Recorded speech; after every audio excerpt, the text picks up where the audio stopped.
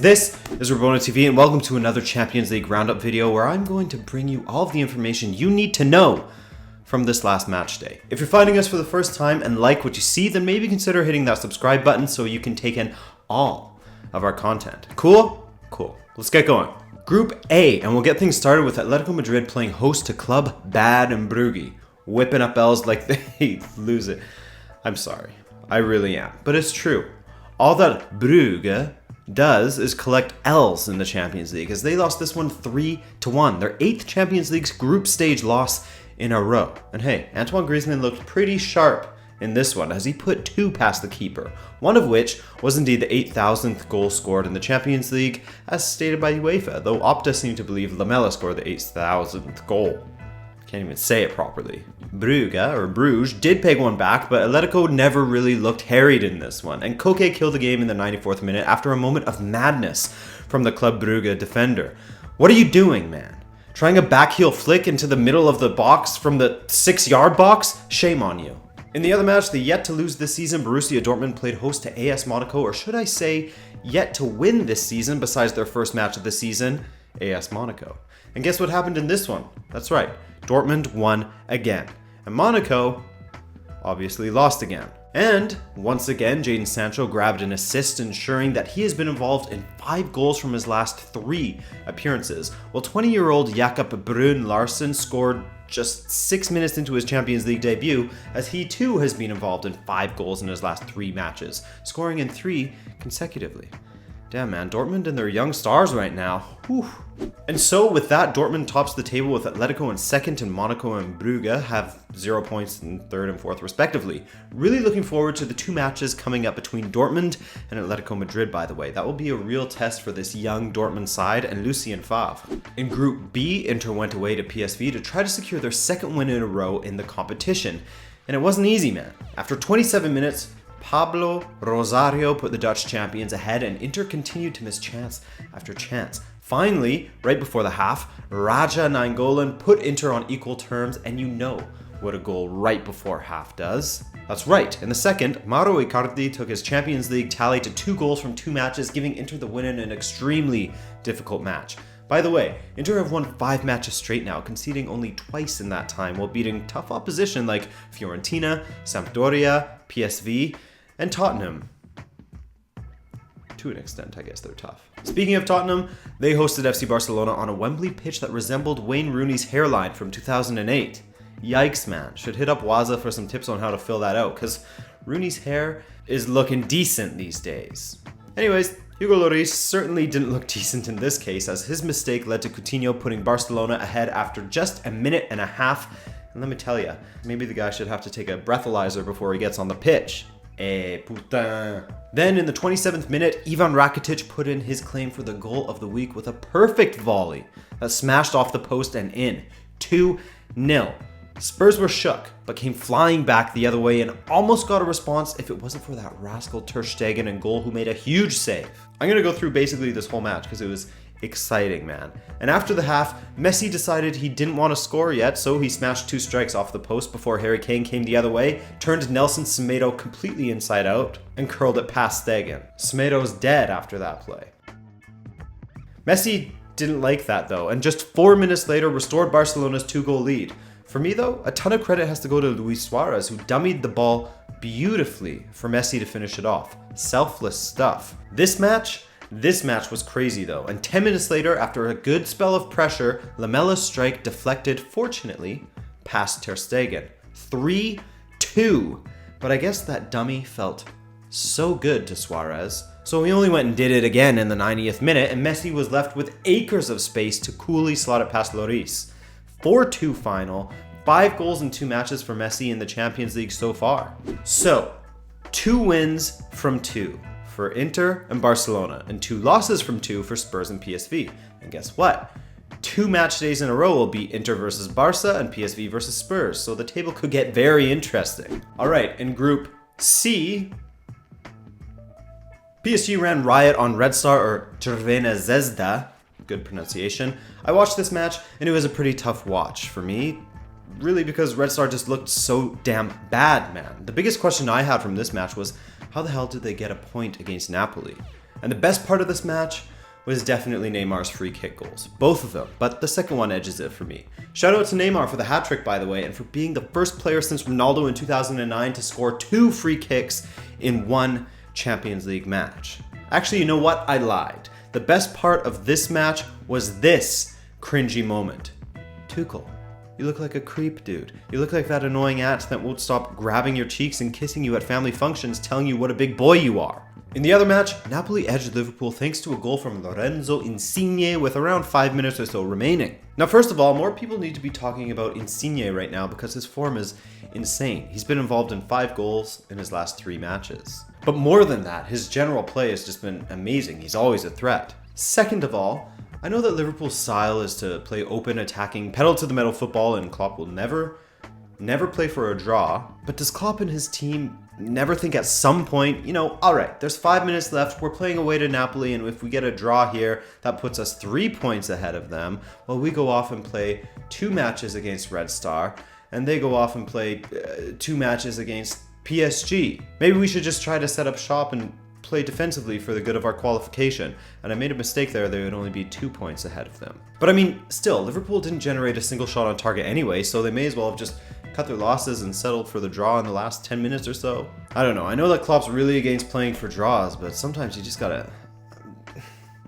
I find it a little naive on their part, but I mean, I'm a nobody. Who am I to question him? But Liverpool had a problem closing out matches at times last season, and I think fans will be a little bit annoyed if it's the same situation this season as well. But it's one game. It's one game.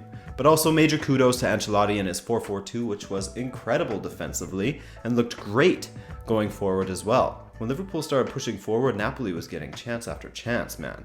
So, with that loss, this group is wide open as we expected it to be from the outset. Napoli tops it with 4 points, with Liverpool and PSG in second and third respectively with 3 each, and Red Star in fourth with uno. In Group D, the 1-0 win rang supreme on the day as FC Porto continued their strong start to the season by beating Turkish champs Galatasaray 1-0 thanks to a goal from a corner by the fraud Musa Marega. I'm joking. But seriously, that was the freest of free headers. How does that happen? From a corner kick, no less. Tried as they might, Galatasaray had no response and are now winless in 12 away games in the Champions League. That's a skid that they'll be wanting to stop for sure. In the other match in Group D, Schalke went away to Lokomotiv Moskva in what was an extremely close match, but a match that the away team emerged victorious via an 88th minute goal from Weston McKennie, the pride of Little Elm, Texas.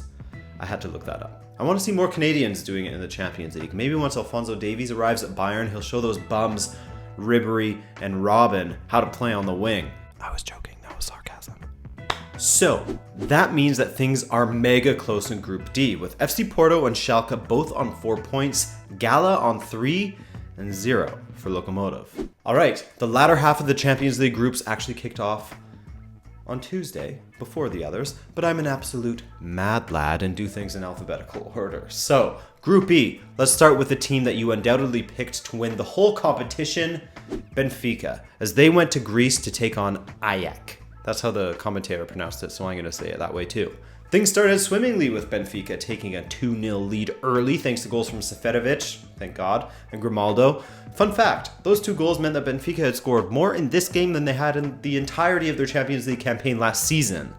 Of course, they did try their best to try and things up by sitting back and absorbing pressure, and Ruben Dias put the icing on the cake by getting himself sent off. Second half, of course Ajax came back with 2 goals in 10 minutes and dominated the second half until the next big Benfica export, Alpha Semedo, no relation to Nelson, smashed one in completely against the run of play to give Benfica the 3-2 win. Shite win, but we'll take it.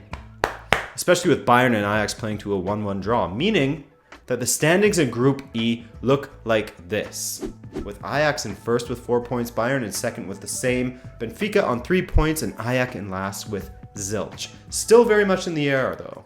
Up in the air. Very much up in the air. Sorry. In Group F, Manchester City had a tough task ahead of them as they went away to Hoffenheim, and said task seemed even tougher when Belfodil scored for the hosts after just 44 seconds. Of course, that was their fastest goal scored in the competition. This is just their second match after all, and the fastest goal ever scored against an English team in the Champions League. City began bossing the match from there, and Sergio Aguero got the equalizer minutes later, but there was always a threat from Hoffenheim going forward. There always seemed to be a hole in the defense that they could exploit. Despite that, their finishing was poor, and Ederson made some decent saves, and it was City who came out on top, thanks to David Silva's winner in the 87th minute. But after the struggles against Lyon with some somewhat porous defense against Hoffenheim, you gotta wonder if they'll be capable of reaching the latter stages of this competition once again, which is, of course, undoubtedly the next goal on Pep Guardiola's checklist with the club. What do you guys think? City looks strong in England, but they look a little... something's off when they play in Europe. Speaking of Lyon, they failed to reach the heights they achieved against Manchester City on match day 1, while Shakhtar managed to reach the exact same heights as these two teams played to a 2-2 draw. However, Lyon did show great resilience in mounting a 2-minute comeback with goals from Moussa Dembele in the 70th minute. No, not that Moussa Dembele. That Moussa Dembele. And the equalizer came from Dubois in the 72nd minute, meaning that Lyon are now unbeaten in their last 5 UCL matches. Félicitations les mecs. So, Lyon are currently top of the group with City right behind them, Shakhtar in third and Hoffenheim in last. The points are the opposite of the place in the standings. Isn't that interesting? And that's why you watch these videos, for that deep insight on standings. Group G, baby, and let's start in Roma, where the hosts absolutely smashed their Czech visitors, Viktoria Plzen, 5-0 thanks in large part to Edin Dzeko. The Bosnian scored early, and the Bosnian scored late to complete his hat-trick. That made for 8 goals in his last 7 appearances in the Champions League. Also, Justin Kluivert scored his first goal for the club and added a nice little touch by holding up a jersey with the name Nuri on the back as a dedication to his former teammate from Ajax, who tragically is suffering from serious and permanent brain damage. He has awoken from his coma and is showing minor signs of improvements, but just small things like moving his eyes left and right to communicate, etc. God, that's so brutal, but a nice tribute from Kluivert. In the other match, Real Madrid versus Seska Moskva, well, things got very interesting indeed in that one, as just about a minute and a half into the match, a Toni Kroos disaster class of passing led to Nikola Vlasic beating a stranded Keylor Navas. Kroos, that ain't it, man. So, Real Madrid undoubtedly came back, correct? Well, kinda, but all they could do was hit the woodwork on 3 separate occasions, had shots narrowly miss, and Akinfeev took care of the rest.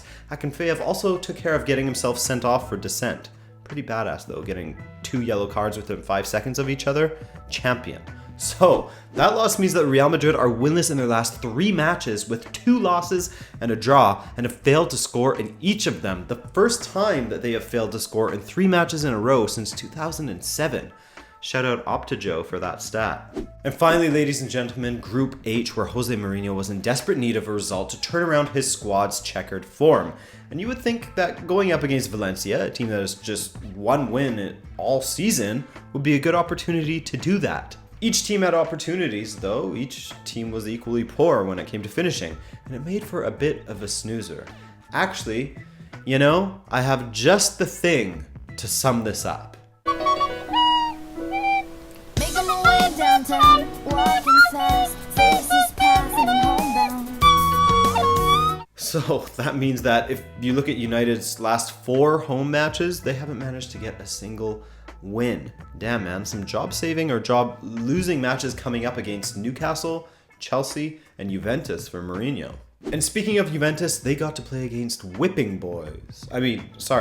young boys in the other match in Group H. And how did they do without Ronaldo? Just fine on this particular occasion, as Paulo Dybala has seemingly really found his form as he put 3 past the Swiss champs. That makes for 4 goals in his last 3 matches, and to me, Juve should play with the same setup, but drop Mandzukic for Ronaldo.